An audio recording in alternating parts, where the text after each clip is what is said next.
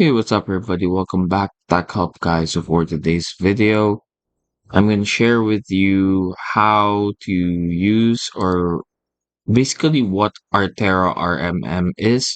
So Artera RMM is a remote monitoring and management software. So basically, this is used by businesses in order to monitor their system activities in real time.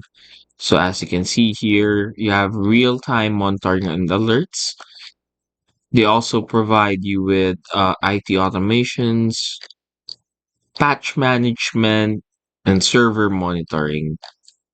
They also have here reporting and analytics.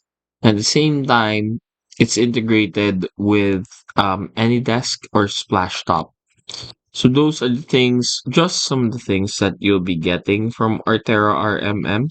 So if you're a starting company or business and you kind of want to have a monitoring and management system, then definitely you should go for Artera RMM.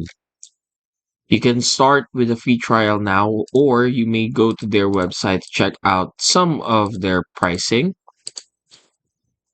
They have it for MSPs or IT departments, depending on the type of usage and the type of company that you are running. And that's it. Hopefully, we were able to help you out on this. If we did, please do hit the like and subscribe button and follow us for more videos only here on Tech Help Guy.